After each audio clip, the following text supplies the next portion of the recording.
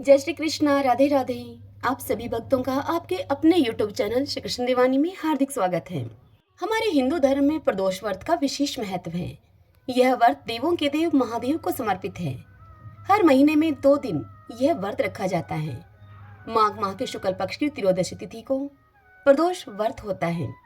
इस बार माघ माह में यह व्रत 21 फरवरी दिन बुधवार यानी कि आज है। इस तिथि पर शिव भक्तों के द्वारा भगवान शिव की पूजा और व्रत किया जाता है। मान्यताओं के अनुसार ऐसा करने से साधक को महादेव जी की विशेष कृपा प्राप्त होती है और उनके जीवन में सुख शांति का आगमन होता है।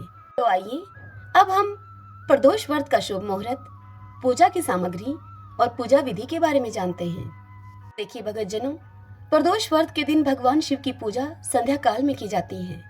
हमारे पंचांग के अनुसार माघ माह के शुक्ल पक्ष की त्रयोदशी तिथि की शुरुआत होगी 21 फरवरी को सुबह 11:27 से और इस तिथि की समाप्ति होगी अगले दिन यानी कि 22 फरवरी को दोपहर के 1:21 पर यह तिथि समाप्त हो जाएगी।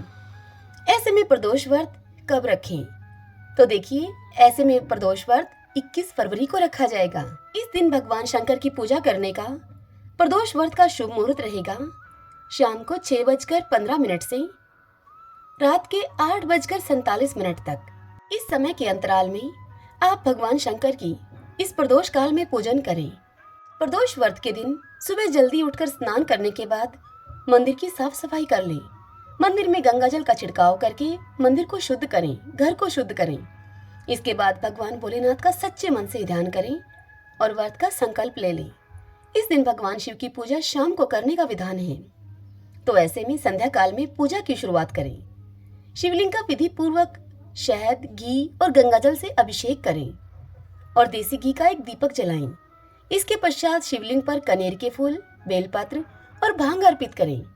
तदंतर प्रदोष व्रत की कथा को सुनें, शिव चालीसा का पाठ करें। यदि कर सके तो शिव स्तुति और शिव स्तोत्र का भी पाठ करें। तदंतर भगवान शंकर की आरती करें और भगवान शिव के प्रिय मंत्रों का जाप करें। भगवान को फल और मिठाई का इस दिन भोग अवश्य लगाएं। इसके बाद उस प्रसाद का लोगों में वितरण कर दें। आइए भगत जनों, अब हम बुध प्रदोष व्रत की कथा का श्रवण करते हैं। इस कथा को पढ़ने अथवा सुनने से समस्त पापों का नाश हो जाता है और भगवान शंकर और भगवान विष्णु की विशेष कृपा प्राप्त होती है। सभी बोलिए भगवान शंकर माता पार्वती की जय। श्री शिवाय नमस्तुभ्यम। रामू नाम का एक युवक अपनी नव युवती पत्नी को लिवाने के लिए अपने ससुराल गया और वहां जाकर वह कुछ दिन सुखपूर्वक से रहा। फिर अपने ससुर से एक दिन उसने कहा कि हम अपनी पत्नी को साथ लेकर अपने घर को जाएंगे अब, इसलिए आप हमें विदा कर दें। यह सुनकर उसका ससुर बोला कि आज तो बुध का दिन है, आज के दिन यहाँ से विदा होकर जाना ठीक नहीं है, तुम कल चले जाना। किंतु रामू ने उनकी एक न मानी। वह अपनी बात पर अटल ही रहा और किसी का कहना नहीं माना उसने। लाचार होकर उसके ससुर ने अपनी पुत्री के सहित उसको विदा कर दिया, किंतु उसे चिंता लगी रही कि कहीं कोई उनके साथ रास्ते में अनिष्ट न हो जाए। रास्ते में रामू की पत्नी को अब प्यास लगी, इसलिए रामू पानी लेने के लिए चला गया और जब वह रामू लौट कर आया तो उसने क्या देखा? उसने देखा कि उसकी पत्नी के समीप उसके स्थान पर एक दूसरा ही रामू बैठा है। रामू ने उस व्यक्ति से पूछा कि तुम कौन हो? तो उस व्यक्ति ने भी उससे पूछा कि तू कौन है? जिस प्रकार रामू उससे पूछता था, ठीक उसी प्रकार वह व्यक्ति भी रामू से फिर से वही प्रश्न करता। दोनों का रूप एक जैसा ही था। किसी प्रकार का उन दोनों के रूप रंग में कोई अंतर न था। अतः रामू की पत्नी भी अपने वास्तविक पति को न पहचान सकी। वे दोनों आपस में लड़ झगड़ ही रहे थे कि वहां लोगों की भीड़ इकट्ठी होना शुरू हो गई। इतने में ही राजा के सिपाही वहां पर आए उस भीड़ को देखकर, और वे उनसे पूछने लगे कि क्या बात है। तब वे दोनों व्यक्ति एक जैसी ही बात बोलते। तब राजा के सिपाही उन दोनों व्यक्तियों को पकड़कर राज दरबार में ले गए। वहां जाकर वह नव युवक जो रामू के वेश में बनकर आया था, वह राजा के दरबार में जाकर अदृश्य हो गया। तब वह रामू बहुत ही विलाप करता हुआ राजा से बोला कि यह बुध देवता के कोप का फल है। थोड़ी ही देर में वहां एक आकाशवाणी हुई कि रामू ने किसी का कहा न मानकर बुध के दिन यात्रा की है, अतः इसी कारण से इसको यह दुख प्राप्त हुआ है। यदि यह अपनी ससुराल अपनी पत्नी के सहित वापस लौट जाए और बुध देवता की पूजा करके फिर से यात्रा करें तो किसी प्रकार का इनके साथ अनिष्ट नहीं होगा। रामू ने जब यह आकाशवाणी सुनी तो वह अपनी पत्नी के सहित अपने ससुराल जाकर वहां पर बुध देवता की पूजा करने लगा और पूजा करने के बाद उसने फिर से यात्रा की तो वह सुकुशल अपने घर को आ गया। रामू और उसकी पत्नी बुध के व्रत को करके इस लोक में अनेक प्रकार के सुखों को भोगकर धन और पुत्रों आदि से युक्त हुए। इसलिए बुध के दिन यात्रा वर्जित है, किंतु बुध देवता की पूजा करने के बाद यदि यात्रा करी जाए तो कोई दोष नहीं होता, अनिष्ट का कोई भय नहीं रहता। जिस प्रकार रामू ने धन धान्य पुत्र आदि को प्राप्त करके अनेक सुखों को भोगा और अंत में मोक्ष को पाया, ठीक उसी प्रकार बुध का व्रत करने वाले को धन धान्य पुत्र पौत्रों की प्राप्ति होती है और उसके सभी कष्ट दूर होकर उसके सभी मनोरथ पूर्ण होते हैं। हर हर महादेव। आइए भक्तजनों, अब हम प्रदोष व्रत की दूसरी कथा का श्रवण करते हैं। इन दोनों कथाओं को सुनना अत्यंत आवश्यक है। प्रदोष व्रत की पूर्णता के लिए इन दोनों कथाओं को सुनना चाहिए। सभी बोलिए भगवान शंकर माता पार्वती की जय। सूत जी इस कथा को सुनाते हुए मुनियों से कहते हैं कि त्रयोदशी तिथि में सायंकाल प्रदोष कहा गया है। प्रदोष के समय महादेव जी कैलाश पर्वत के रजत भवन में नृत्य करते हैं और देवता उनके गुणों का सत्वन करते हैं। इसलिए धर्म अर्थ काम और मोक्ष की इच्छा रखने वाले पुरुषों को प्रदोष में नियम पूर्वक भगवान शिव की पूजा, होम, कथा और उनका गुणगान करना चाहिए। दरिद्रता के तिमिर से अंधे और भवसागर में डूबे हुए संसार भय से भीर मनुष्यों के लिए यह प्रदोष व्रत पार लगाने वाली एक नौका है। भगवान शिव की पूजा करने से मनुष्य दरिद्रता, मृत्यु, दुख और पर्वत के समान भारी ऋण भार को शीघ्र ही दूर करके संपत्तियों से पूजित होता है। विदर्भ देश में सत्यरथ नाम से प्रसिद्ध एक राजा थे जो कि सब धर्मों में तत्पर, धीर, सुशील और सत्य प्रतीक थे। धर्म पूर्वक पृथ्वी का पालन करते हुए उनका बहुत सा समय सुख पूर्वक बीत गया। तदंतर शाल्व देश के राजाओं ने विदर्भ नगर पर आक्रमण करके उसे चारों ओर से घेर लिया। अपनी पुरी को शत्रुओं से घिरी हुई देखकर विदर्भराज विशाल सेना को साथ में लेकर युद्ध के लिए सामने आए। बल से उन्मत्त हुए शाल्व देशी क्षत्रियों के साथ राजा का अत्यंत भयंकर युद्ध हुआ। शाल्वों की बहुत बड़ी भारी सेना मारी गई, परंतु अंत में विदर्भराज भी उनके हाथों से मारे गए। मंत्रियों के सहित उस महारथी वीर राजा के मारे जाने पर मरने से बचे हुए सैनिक भाग खड़े हुए। उस समय विदर्भराज सत्यरथ की एक पतिव्रता स्त्री अत्यंत शोकग्रस्त होकर रात के समय राजभवन से निकलकर पश्चिम दिशा की ओर चली गई। वह गर्भवती थी।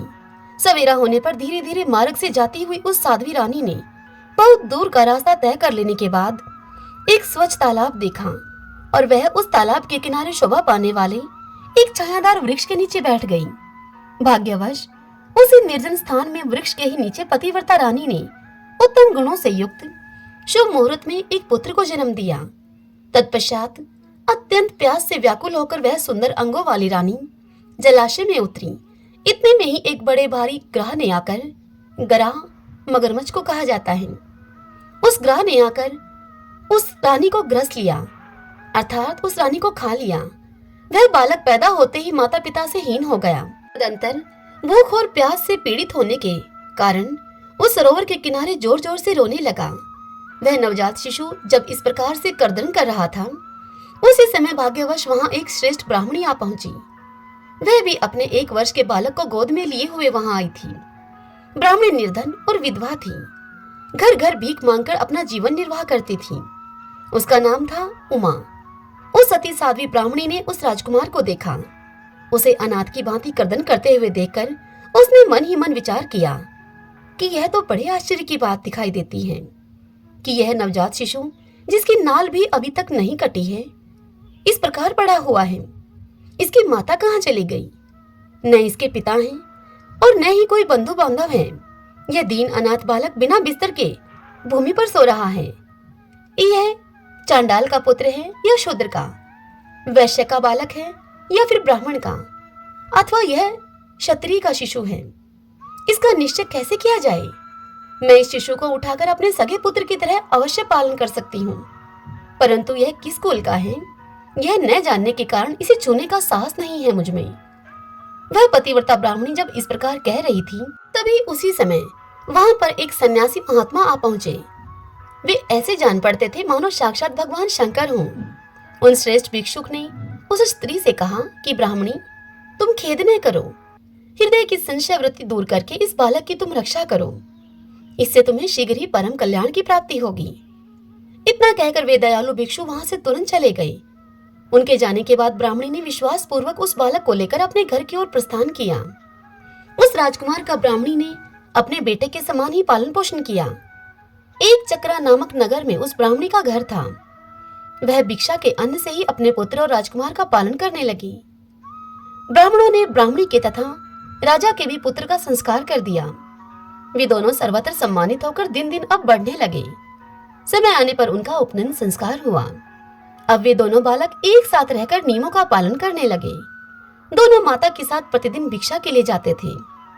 एक दिन वह ब्राह्मणी उन दोनों बालकों के साथ भीख मांगती हुई दैव योग से देव मंदिर में गई। वहां बड़े बूढ़े ऋषि मुनि वहां रहा करते थे। उन दोनों बालकों को देखकर परम बुद्धिमान शांडिल्य नामक मुनि ने कहा, आहो, दैव का बल बड़ा विचित्र है। कर्मों का उल्लंघन करना किसी भी जीव के लिए अत्यंत कठिन है। देखो ना, ये बालक दूसरी माता की शरण लेकर भिक्षा से जीवन निर्वाह करता है। इस ब्राह्मणी को ही श्रेष्ठ माता के रूप में पाकर ब्राह्मण बालक के साथ ब्राह्मण भाव को प्राप्त हो गया है। शांडिल्य मुनि का यह वचन सुनकर ब्राह्मणी को बड़ा विस्मय हुआ। उसने भरी सभा में मुनि को प्रणाम करके उनसे पूछा, हे ब्राह्मण, एक सन्यासी के कहने पर मैं इस बालक को अपने घर में ले आई हूँ। यद्यपि अभी तक इसके कुल का कुछ पता नहीं लगा मुझे, फिर भी मैं अपने पुत्र की भांति इसका पालन पोषण करती हूँ। आप ज्ञान के नेत्रों से देखते हैं, इसलिए आपसे यह जानना चाहती हूँ मैं कि यह बालक किस कुल में उत्पन्न हुआ है और इसके माता पिता कौन हैं। यह सुनकर वह मुनि उस ब्राह्मणी से बोले, यह विदर्भ देश के राजा का पुत्र है। इतना कहकर मुनि ने उस बालक के पिता के युद्ध में मारे जाने का तथा उसकी माता के ग्रह के द्वारा ग्रस्त होने का सभी समाचार पूर्ण रूप से उस ब्राह्मणी को बतला दिया। यह सुनकर ब्राह्मणी को और भी आश्चर्य हुआ, इसलिए उस ब्राह्मणी ने फिर से प्रश्न किया और कहा कि हे महामुनि, वे राजा संपूर्ण भोगों को छोड़कर युद्ध में क्यों मरे और इस बालक को यह दरिद्रता कैसे प्राप्त हुई। अब दरिद्रता को पूर्णतः नष्ट करके यह बालक राज्य कैसे प्राप्त करेगा। मेरा यह पुत्र भी भिक्षा अन्न से ही जीवन को निर्वाह करता है, अतः इसकी दरिद्रता के निवारण का भी आप कोई उपाय हो तो वह मुझे बताने की कृपा करें। तब शांडिल्य मुनि ने उस ब्राह्मणी से कहा कि इस राजकुमार के पिता विदर्भ राज पूर्व जन्म में पांड्य देश के श्रेष्ठ राजा थे। वे सब धर्मों के ज्ञाता थे और संपूर्ण पृथ्वी का धर्म पूर्वक पालन किया करते थे। एक दिन प्रदोष काल में राजा भगवान शंकर का पूजन कर रहे थे और बड़ी भक्ति से त्रिलोकीनाथ महादेव जी की आराधना में भी संलग्न थे। उसी समय नगर में सब और बड़ा भारी कोलाहल मचा। उस उत्कट शब्द को सुनकर राजा ने बीच में ही भगवान शंकर की पूजा छोड़ दी और नगर में शोभ फैलने की आशंका से राजभवन से बाहर निकल गए। इसी समय राजा का महाबली मंत्री शत्रु को पकड़कर उनके समीप ले आया। वह शत्रु पांड्य राज का ही सामंत था। उस शत्रु को देखकर राजा ने क्रोध पूर्वक उसका मस्तक कटवा दिया। शिव पूजा को छोड़कर नियम को समाप्त किए बिना ही राजा ने रात में ही भोजन भी कर लिया। इसी प्रकार राजकुमार भी प्रदोष काल में शिव जी की पूजा किए बिना ही भोजन करके सो गया। वही राजा दूसरे जन्म में विदर्भ राज हुआ था। शिव जी की पूजा में विघ्न होने के कारण शत्रुओं ने इसको सुख भोग के बीच में ही मार डाला। पूर्व जन्म में जो उसका पुत्र था वही इस जन्म में भी हुआ है। शिव जी की पूजा का उल्लंघन करने के कारण ही यह दरिद्रता को प्राप्त हुआ है। इसकी माता ने पूर्व जन्म में छल से अपनी सौतन को मार डाला था। उस महान पाप के कारण ही वह इस जन्म में ग्रह के द्वारा मारी गई। मैं यह सत्य कहता हूँ, हे ब्राह्मणी, परलोक में हित की बात कहता हूँ, शास्त्रों का सार एवं उपनिषदों का हृदय कहता हूँ। इस भयंकर आसार संसार को प्राप्त हुए जीव, उस जीव के लिए ईश्वर के चरणारविंदों की सेवा ही सार वस्तु है। जो प्रदोष काल में अनन्यचित होकर परमेश्वर के चरणारविंदों की पूजा करते हैं, वे इसी संसार में सदा बढ़ने वाले धन धान्य, स्त्री पुत्र, सौभाग्य और संपत्ति के द्वारा सबसे बढ़कर होते हैं। हे ब्राह्मणी, यह तुम्हारा पुत्र पूर्व जन्म में उत्तम ब्राह्मण था। इसने सारी आयु केवल दान लेने में ही बिताई है। यज्ञ आदि सत्कर्म इसने नहीं किए हैं, इसीलिए यह दरिद्रता को प्राप्त हुआ है। उस दोष का निवारण करने के लिए अब यह भगवान शंकर की शरण में जाएं। दोनों पक्षों की त्रयोदशी को मनुष्य जब निराहार रहे तब सूर्यास्त से 3 घड़ी पहले स्नान करे। तदंतर श्वेत वस्त्र धारण करके धीर पुरुष संध्या और जप आदि नित्य कर्म की विधि पूरी करके मौन होकर शास्त्र विधि का पालन करते हुए भगवान शिव की पूजा आरंभ करें। भगवत विग्रह के आगे की भूमि को नए निकाले हुए शुद्ध जल से भली भांति लीप पोत कर सुंदर मंडल बनावे। धोत वस्त्र आदि के द्वारा उस मंडल को सब ओर से घेर दे। ऊपर से चंदोवा आदि लगाकर फल फूल और नवीन अंकुरों से उसको सजा दे। मंडल के मध्य में उस मध्य की भूमि में 5 रंगों से युक्त विचित्र कमल की आकृति अंकित करके उसी पर सुस्थिर एवं उत्तम आसन बिछाकर वहां बैठ जाए और हृदय में भक्ति भाव से युक्त होकर पूजा की सभी सामग्री एकत्रित करें। फिर पवित्र भाव से शास्त्रोक्त मंत्र के द्वारा देवी पीठ को आमंत्रित करें। तत्पश्चात कर्मशः आत्म शुद्धि और भूत शुद्धि आदि करके 3 प्राणायाम करें। उसके बाद बिंदु युक्त बीजाक्षरों के द्वारा विधि पूर्वक मृत का न्यास करें। तदंतर परा देवता का ध्यान करके मात्र का न्यास की विधि पूर्ण करें। फिर परम शिव का ध्यान करके पीठ के वाम भाग में गुरु को प्रणाम करें। दक्षिण भाग में गणेश जी को मस्तक झुकावे। दोनों कंधों और जांघों में धर्म ज्ञान वैराग्य और ऐश्वर्य का निवास करें। नाभि तथा पार्श्व भाग में अधर्म अज्ञान अवैराग्य तथा अनैश्वर्य आदि का न्यास करें। तत्पश्चात हृदय में अनंत आदि का न्यास करके देव पीठ पर मंत्र का न्यास करें। आधार शक्ति से लेकर ज्ञानात्मा तक का कर्मशः न्यास करके हृदय में एक कमल की भली भांति भावना करें। वह कमल 9 शक्तियों से युक्त एवं परम सुंदर हो। उसी कमल की कर्णिका में कोटि कोटि चंद्रमा के समान प्रकाशमान उमापति भगवान शिव का ध्यान करें। ध्यान कुछ इस प्रकार से करें। मन में यह भाव लेकर आए, भगवान के 3 नेत्र हैं। मस्तक पर चंद्रमा का मुकुट शोभा पाता है। जटाजूट कुछ कुछ पीला हो गया है। उस पर रतन जड़ित किरीट सुशोभित है। उनके कंठ में नील चिन्ह हैं और अंग अंग से उदारता सूचित होती है। सर्पों के हार से उनकी बड़ी शोभा हो रही है। उनके एक हाथ में वरद और दूसरे में अभय की मुद्रा है। वे फरसा धारण करते हैं। उन्होंने नागों का कंकण आभूषण को कहते हैं, केयूर अंगद तथा मुद्रिका धारण कर रखी है। वे व्याघ्र चर्म पहने हुए रत्नमय सिंहासन पर विराजमान हैं। उनके वाम भाग में गिरिराज नंदिनी उमा देवी का चिंतन करें। इस प्रकार महादेव जी तथा गिरिजा देवी का ध्यान करके कर्मशः गंध आदि से उनकी मानसिक पूजा करें। 5 वैदिक मंत्रों से गंध आदि के द्वारा पूर्वोक्त 5 स्थानों में अथवा हृदय में पूजा करें। फिर मूल मंत्र से 3 बार हृदय में ही पुष्पांजलि दें। उसके बाद सिंहासन पर महादेव जी का पुनः पूजन प्रारंभ करें। पूजा के आरंभ में एकाग्रचित होकर संकल्प पढ़ें। संकल्प करना है। तदंतर हाथ जोड़कर मन ही मन भगवान शिव का ध्यान एवं आह्वान करें और कहें, हे भगवान शंकर, आप ऋण पातक दुर्भाग्य और दरिद्रता आदि की निवृत्ति के लिए तथा संपूर्ण पापों के नाश करने के लिए मुझ पर आप प्रसन्न होइए। मैं दुख और शोक की आग में जल रहा हूँ। संसार भय से पीड़ित हूँ। अनेक प्रकार के रोगों से व्याकुल और दीन हूँ। हे वृषवाहन, आप मेरी रक्षा कीजिए। हे देव देवेश्वर, सबको निर्भय कर देने वाले हे महादेव जी, आप यहाँ पर पधारिए और मेरी की हुई इस पूजा को पार्वती जी के साथ आप ग्रहण कीजिए। इस प्रकार संकल्प और आह्वान करके पूजा आरंभ करनी चाहिए। तत्पश्चात मनुष्य एकाग्रचित होकर रुद्र सूक्त का पाठ करते हुए वहां पर स्थापित किए हुए शंख के जल से और पंचामृत से महादेव जी का अभिषेक करके भांति भांति के मंत्रों से आसन आदि उपचारों को समर्पित करें। मन की भावना के द्वारा दिए हुए वस्त्रों से विभूषित स्वर्ण सिंहासन की कल्पना करें और उसी पर भगवान को विराजमान करके अष्टगुण युक्त अर्घ्य और पाद आदि निवेदन करें। फिर शुद्ध जल से आचमन कराकर मधु पारक दे। उसके बाद पुनः आचमन के लिए जल देकर मंत्र उच्चारण पूर्वक स्नान करावे उनको। फिर यज्ञोपवीत वस्त्र और आभूषण आदि अर्पण करें। परम पवित्र अष्टांग युक्त चंदन चढ़ावे। बिल्व मदार लाल कमल धतूर कनेर सनई का फूल चमेली कुशा अपामार्ग तुलसी जूही चंपा भटकैया और करवीर के फूलों में से जितने भी मिल जाएं, उन सबको शिव उपासक भगवान शिव पर चढ़ाएं। इनके अतिरिक्त भी नाना प्रकार के सुगंधित पुष्प उनको निवेदन करें। तत्पश्चात लाल चंदन से उत्पन्न धूप और निर्मल दीप समर्पित करें। उसके बाद हाथ धोकर घी नमकीन और साग मिठाई पुआ शक्कर तथा गुड़ के बने हुए पदार्थ एवं खीर का नैवेद्य भोग लगाएं। मधु दही और जल भी अर्पण करें। उस खीर का ही मंत्र के द्वारा प्रज्वलित की हुई अग्नि में हवन करें। यह होम शास्त्रोक्त विधि से आचार्य के कथन के अनुसार संपन्न करना चाहिए। भगवान शंकर को नैवेद्य देकर मुख शुद्धि के लिए उत्तम तांबूल अर्पण करें।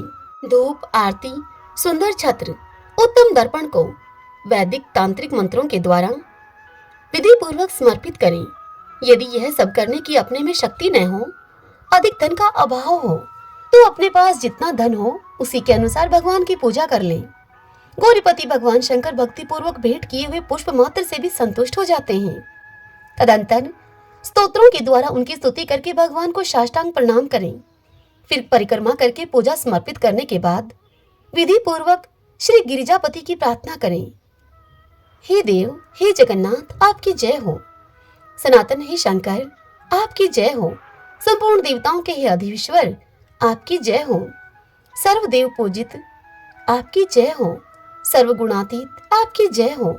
सबको वर देने वाले हे प्रभु, आपकी जय हो। नित्य आधार रहित अविनाशी विशंभर, आपकी जय हो। जय हो प्रभु। संपूर्ण विश्व के लिए एकमात्र जानने योग्य हे महेश्वर, आपकी जय हो। नागराज वासुकी को आभूषण के रूप में धारण करने वाले हे प्रभु, आपकी जय हो। हे गौरीपते, आपकी जय हो। हे चंद्रार्ध शेखर शंभो, आपकी जय हो। कोटि सूर्यों के समान तेजस्वी हे शिव, आपकी जय हो। अनंत गुणों के आश्रय, आपकी जय हो। भयंकर नेत्रों वाले हे रुद्र, आपकी जय हो। अचिंतन निरंजन, आपकी जय हो। हे नाथ, हे दया सिंधु, आपकी जय हो। भक्तों की पीड़ा का नाश करने वाले हे प्रभु, आपकी जय हो। दुस्तर संसार सागर से पार उतारने वाले हे परमेश्वर, आपकी जय हो। हे महादेव, मैं संसार के दुखों से पीड़ित एवं खिन्न हूँ, मुझ पर प्रसन्न होइए। हे परमेश्वर, समस्त पापों के भय का अपहरण करके आप मेरी रक्षा कीजिए। मैं महान दारिद्र्य के समुद्र में डूबा हुआ हूँ। बड़े बड़े पापों ने मुझे आक्रांत कर लिया है। मैं महान शोकों से नष्ट और बड़े बड़े रोगों से व्याकुल हूँ। सब ओर से ऋण के भार से मैं लदा हुआ हूँ। पाप कर्मों की आग में मैं जल रहा हूँ और ग्रहों से मैं पीड़ित हो रहा हूँ। हे शंकर, आप मुझ पर प्रसन्न होइए। धन मनुष्य इस प्रकार से पूजा के अंत में भगवान गिरिजापति की प्रार्थना करें। धनाढ्य अथवा राजा को इस प्रकार भगवान शंकर की प्रार्थना करनी चाहिए। हे शंकर जी, आपके प्रसाद से मेरे सदा आनंद रहे। मेरे राज्य में लुटेरे न रहे। सब लोग निरापद होकर रहें। पृथ्वी पर अकाल, महामारी आदि के संताप शांत हो जाएं। सबकी खेती धन धान्य से समृद्ध हो। संपूर्ण दिशाओं में सुख का साम्राज्य छा जाए। इस प्रकार प्रदोष व्रत के दिन गिरिजापति भगवान शंकर की आराधना करें। ब्राह्मणों को भोजन कराएं और उन्हें दक्षिणा देकर संतुष्ट करें। इस प्रकार मैंने सब पापों का नाश, सब प्रकार की दरिद्रता का निवारण तथा समस्त मनोवांछित वस्तुओं का दान करने वाले शिव पूजा का तुमसे वर्णन किया। यह शिव की पूजा शिवजी के द्रव्य का हरण करने के पाप को छोड़कर शेष सभी महापातकों और उपपातकों के महान समुदाय का नाश करती है। हे ब्राह्मणी, यदि ये दोनों बालक इसी प्रकार भगवान शंकर का पूजन प्रत्येक प्रदोष के दिन करते रहें, तो वर्ष भर के भीतर ही इन्हें उत्तम सिद्धि की प्राप्ति होगी।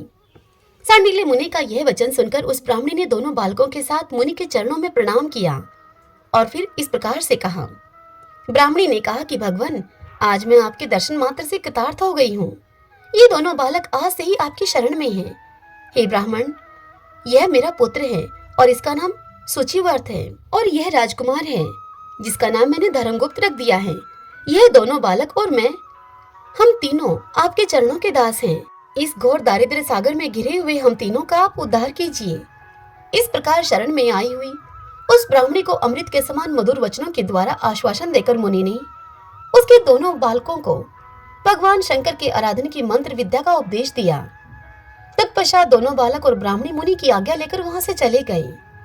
मुनिवर के उपदेश के अनुसार दोनों बालक प्रत्येक प्रदोष व्रत के दिन पार्वती वल्लभ शिव की आराधना करने लगे।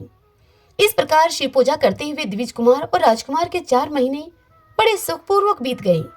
एक दिन द्विज कुमार राजकुमार को साथ लिए बिना ही नदी के तट पर स्नान करने के लिए गया और वहां मौज से देर तक वह इधर उधर घूमता रहा। वहां झरने के जल के आघात से खाई की भूमि कट जाने से उसमें गड़ा हुआ एक बड़ा भारी खजाने का कलश चमक रहा था, जिस पर ब्राह्मण कुमार की दृष्टि पड़ी। उस कलश को देखकर वह सहसा हर्ष और कौतूहल में भरकर उस कलश के समीप गया और उसे देवता के प्रसाद से प्राप्त हुआ मानकर सिर पर लेकर अपने घर को वापस आ गया और घर के भीतर उस घड़े को रखकर माता से वह बोला कि माँ, ये भगवान शंकर का प्रसाद तो देखो, उन्होंने दया करके घड़े के रूप में यह खजाना दिखला दिया है। तब उस पतिव्रता ब्राह्मणी ने राजकुमार को बुलाकर कहा कि पुत्रो, इस खजाने के घड़े को तुम दोनों आपस में बराबर बराबर बांट लो। माता ब्राह्मणी की इस बात को सुनकर ब्राह्मण के पुत्र को प्रसन्नता हुई, किंतु राजपुत्र ने उससे कहा कि माँ, यह तुम्हारे ही पुत्र के पुण्य से प्राप्त हुआ है, इसलिए मैं इस खजाने को बांट कर लेना नहीं चाहता हूँ। अपने पुण्य से प्राप्त हुए खजाने का ये स्वयं ही उपभोग करें। वे भगवान शंकर मुझ पर भी कृपा करेंगे। इस प्रकार प्रसन्नता पूर्वक भगवान शंकर की पूजा करते हुए उन दोनों कुमारों का उसी घर में 1 वर्ष और व्यतीत हो गया। एक दिन वह राजकुमार उस ब्राह्मण कुमार के साथ बसंत ऋतु में वन में भ्रमण करने के लिए गया। कुछ दूर जाने पर उन्होंने सैकड़ों गंधर्व कन्याओं को परस्पर क्रीड़ा करते हुए देखा। उन कन्याओं को देखकर ब्राह्मण कुमार ने दूर से ही राजकुमार से कहा कि यहाँ से आगे जाना उचित नहीं है, क्योंकि उधर स्त्रियां विहार कर रही हैं। स्वच्छ अंतःकरण वाले विद्वान पुरुष स्त्रियों का सामीप्य त्याग देते हैं। ये रमणियां छल करने वाली तथा वाणी के द्वारा अनुनय विनय करने में कुशल हैं। ये पुरुषों को अपनी दृष्टि मात्र से मोहित कर लेती हैं। इसीलिए अपने धर्म में तत्पर ब्रह्मचारी कभी स्त्रियों के समीप जाकर उनके साथ वार्तालाप न करें। ऐसा कहकर ब्राह्मण कुमार वहां से लौट गया और दूर जाकर खड़ा हो गया, किंतु राजकुमार अकेला ही निर्भय होकर स्त्रियों की उस क्रीड़ा स्थली की ओर चला गया। उन गंधर्व कन्याओं में से एक ने राजकुमार को आते हुए देखकर मन ही मन कुछ विचार किया और सखियों से वह बोली कि सहेलियों, यहाँ से थोड़ी ही दूरी पर एक उत्तम वन है, जहाँ विचित्र चंपा, अशोक, पुन्नाग और वकुल आदि वृक्ष खिले हुए हैं। वहां जाकर तुम सब लोग फूल तोड़ कर लाओ। तब तक मैं यहीं पर बैठी हूँ। तुम फूलों का संग्रह करके पुनः यहाँ पर आ जाना। उसके इस प्रकार आदेश देने पर सखियां वन के भीतर चली गईं और वह गंधर्व कन्या राजकुमार पर दृष्टि लगाए हुए वहीं पर खड़ी रही। उसे देखकर राजकुमार कामदेव के बाणों से पीड़ित हो गया। गंधर्व कन्या ने अपने पास आए हुए राजकुमार को बैठने के लिए कोमल पल्लवों का आसन दिया और राजकुमार से पूछा, हे कमल नयन, तुम कौन हो? किस देश से यहाँ पर आए हो और किसके पुत्र हो तुम? इस प्रकार पूछने पर राजकुमार ने अपने पूरा परिचय उसको बतला दिया और कहा कि मैं विदर्भराज का पुत्र हूँ। मेरे पिता और माता मेरे बचपन में ही मर गए हैं। शत्रुओं ने मेरे राज्य पर अधिकार जमा लिया है और मैं दूसरे के राज्य में गुजारा करता हूँ। अब यह सारी बातें बताकर राजकुमार ने उस गंधर्व कन्या से पूछा कि सुंदरी, तुम कौन हो? यहाँ तुम्हारा क्या कार्य है और तुम किसकी पुत्री हो? राजकुमार के इस प्रकार पूछने पर वह कन्या बोली, महाराज कुमार, एक द्रविक नामक गंधर्व है जो समस्त गंधर्व कुल के अगुआ माने जाते हैं। मैं उन्हीं की पुत्री हूँ और मेरा नाम अंशुमति है। सब सखियों को छोड़कर मैं यहाँ अकेली हूँ। मैं तुम्हारी अभिलाषा को जानती हूँ। तुम्हारा मन मुझ में आसक्त हो गया है। इसी प्रकार दैव ने मेरे मन में भी तुम्हारे लिए उत्कंठा भर दी है। अब हम दोनों का स्नेह कभी भंग नहीं होना चाहिए। राजकुमार से ऐसा कहकर गंधर्व कुमारी ने शीघ्र ही अपने गले से मोती का हार निकालकर प्रेम पूर्वक राजकुमार को भेंट किया। उस अद्भुत हार को देखकर राजकुमार ने उसे पूछा कि भीरू, मैं एक बात तुमसे कहता हूँ। मैं राज्यहीन और निर्धन हूँ। तुम मेरी प्रिया कैसे होना चाहती हो? मूर्ख स्त्री की भांति पिता की आज्ञा का उल्लंघन करके अपनी इच्छा के अनुसार आचरण क्यों करती हो? यह सुनकर गंधर्व कन्या ने कहा कि हे प्रियतम, आपका कहना ठीक है। मैं पिता की आज्ञा के विरुद्ध नहीं करूंगी। आप इस समय घर को पधारें और परसों प्रातःकाल पुनः यहीं पर दर्शन देना। मुझे आपसे कुछ हमारा कार्य है। इतना कहकर वह गंधर्व कन्या अपनी सखियों के आ जाने से उनके साथ चली गई। तदंतर वह राजकुमार भी हर्षपूर्वक जहाँ पर वह ब्राह्मण कुमार खड़े थे उनके समीप लौट आया। उसने द्विज कुमार से सारी बातें बताई और उसके साथ घर को प्रस्थान किया। वहां पतिव्रता ब्राह्मणी को भी यह शुभ समाचार सुनाकर राजकुमार ने उनको प्रसन्न किया तथा पूर्व निश्चित समय आने पर वह पुनः द्विज पुत्र के साथ वन में गया। नियत स्थान पर पहुंचकर राजकुमार ने देखा कि गंधर्वराज और उनकी कन्या दोनों वहां उपस्थित हैं। गंधर्वराज ने वहां पर आए हुए दोनों कुमारों का अभिनंदन किया और सुंदर आसन पर बिठाकर राजपुत्र से उन्होंने कहा। गंधर्वराज ने राजकुमार से कहा, हे विदर्भ राजकुमार, मैं कल कैलाश पर्वत पर गया था। वहां मैंने पार्वती जी के साथ महादेव जी के दर्शन किए। देवेश्वर भगवान शिव करुणा रूपी अमृत के सागर हैं। उन्होंने मुझे बुलाकर सभी देवताओं के समीप इस प्रकार से कहा, पृथ्वी तल पर धर्मगुप्त नाम से प्रसिद्ध एक राजकुमार है, जो कि इस समय अकिंचन है। उसका राज्य छिन गया है। शत्रुओं ने उसके देश को अपने अधिकार में कर लिया है। अब वह बालक अपने गुरु की आज्ञा से सदा मेरी आराधना में संलग्न रहता है। उसी के प्रभाव से आज उसके समस्त पितृ मेरे स्वरूप को प्राप्त हो गए हैं। हे गंधर्व श्रेष्ठ, तुम भी उस राजकुमार की सहायता करो। अब वह शत्रुओं को मारकर अपने राज्य सिंहासन पर आसीन हो जाएगा। महादेव जी के इस प्रकार आज्ञा देने पर, हे राजकुमार, मैं अपने घर को आया। यहाँ इस मेरी कन्या ने भी तुम्हारे लिए बहुत प्रार्थना की मुझसे। यह सब परम दयालु भगवान शिव की प्रेरणा से हो रहा है। ऐसा समझकर मैं इस कन्या को साथ में लेकर यहाँ आया हूँ। इसलिए अपनी पुत्री अंशुमति को मैं तुम्हें पत्नी के रूप में देता हूँ और भगवान शिव जी की आज्ञा से शत्रुओं को मारकर तुम्हें तुम्हारे राज्य पर बिठाऊंगा। अपने उस नगर में तुम अपनी इस धर्म पत्नी के साथ 10,000 वर्षों तक मनोवांछित सुख को भोग कर अंत में भगवान शिव के लोक में जाओगे और वहां भी मेरी यह कन्या तुम्हारी ही सेवा में प्रस्तुत रहेगी। इस प्रकार कहकर गंधर्वराज ने उसी वन में राजकुमार के साथ अपनी पुत्री का विवाह कर दिया और दहेज में परम उज्जवल रतन भार भेंट किए उनको। चंद्रमा के समान चमकीली चूड़ामणि तथा दमकते हुए मोतियों के मनोहर हार दिए। दिव्य आभूषण, वस्त्र, स्वर्ण के बने हुए बहुत से सामान, 10,000 हाथी, 1,00,000 नीले घोड़े और हजारों सोने के बड़े बड़े रथ प्रदान किए। अंत में एक दिव्य रथ, इंद्र के धनुष के समान विशाल धनुष, शस्त्रों, अस्त्र शस्त्र, अक्षय बाणों से भरे हुए 2 तरकश, अभेद स्वर्ण में कवच तथा शत्रुओं का संहार करने वाली शक्ति समर्पित की। अपनी पुत्री की सेवा के लिए गंधर्वराज ने प्रसन्नचित होकर 5,000 दासियां दी। इतना ही नहीं, राजकुमार की सहायता के लिए उन्होंने अत्यंत उग्र गंधर्वों की चतुरंगिनी सेना भी भेंट की। इस प्रकार परम उत्तम संपत्ति को पाकर राजकुमार अपनी मनोवांछित पत्नी के साथ बहुत प्रसन्न हुए। पुत्री का विवाह कराकर गंधर्वराज स्वर्गलोक में चले गए। धर्मगुप्त विवाह के अनंतर गंधर्वों की सेना के साथ अपने नगर को आ गया और वहां उन्होंने शत्रु सेना का संहार करके अपनी राजधानी में प्रवेश किया। तत्पश्चात श्रेष्ठ ब्राह्मणों और मंत्रियों ने मिलकर राजकुमार का अभिषेक किया और वे रत्नमय सिंहासन पर आरूढ़ होकर एकंटक राज्य का उपभोग करने लगे। जिस ब्राह्मण पत्नी ने उनका अपने पुत्र की भांति पालन किया था, वही उनकी माता हुई। वह द्विज कुमार ही भाई हुआ और गंधर्व राजपुत्री अंशुमति महारानी के पद पर प्रतिष्ठित हुई। भगवान शंकर की आराधना करके धर्मगुप्त विदर्भ देश के राजा हो गए। इसी प्रकार दूसरे लोग भी प्रदोष व्रत के दिन गिरिजापति की आराधना करके मनोवांछित कामनाओं को प्राप्त कर लेते हैं और देहावसान होने पर अर्थात मृत्यु होने पर परम गति को प्राप्त होते हैं। सूत जी इस कथा को सुनाते हुए कहते हैं कि जो प्रदोष व्रत के परम अद्भुत पुण्य में महात्म्य को प्रदोष व्रत के दिन शिव पूजन के बाद एकाग्रचित होकर सुनता है, कहता है अथवा पढ़ता है, उसे 100 जन्मों तक कभी दरिद्रता प्राप्त नहीं होती और अंत में वह ज्ञान के ऐश्वर्य से युक्त होकर भगवान शंकर के परम धाम को प्राप्त होता है। सभी बोलिए भगवान शंकर माता पार्वती की जय। आइए भक्तजनों, अब हम भगवान शंकर की आरती करते हैं। ओम जय शिव ओमकारा, स्वामी जय शिव ओमकारा, ब्रह्मा विष्णु सदा शिव अर्धांगी धारा।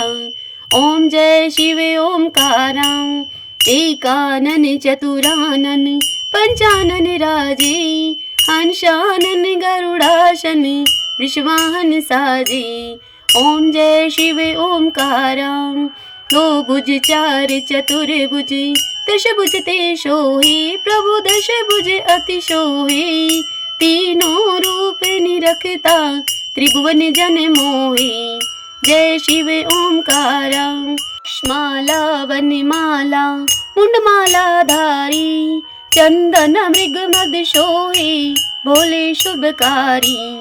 ओम जय शिव ओमकारा, श्वेतांबर पीतांबर बागांबर अंगे, शनकादिक ब्रह्मादिक प्रेतादिक संगे।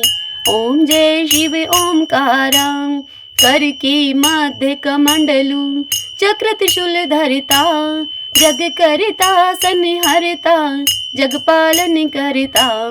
ओम जय शिव ओमकारा, ब्रह्मा विष्णु सदा शिव जानत अविवेका, अक्षर के मध्य ये तीनों एका। ओम जय शिव ओमकारा, त्रिभुवन स्वामी जी की आरती जो कोई जन गावे। कहते शिवानंद स्वामी मनवांछित फल पावे। जय शिव ओमकारा। सभी बोलिए भगवान शंकर माता पार्वती की जय, शिव परिवार की जय। आशा करती हूँ यह कथा आपको पसंद आई होगी। यदि ऐसा हो तो इस वीडियो को आप लाइक करें और कमेंट बॉक्स में हर हर महादेव लिखिएगा।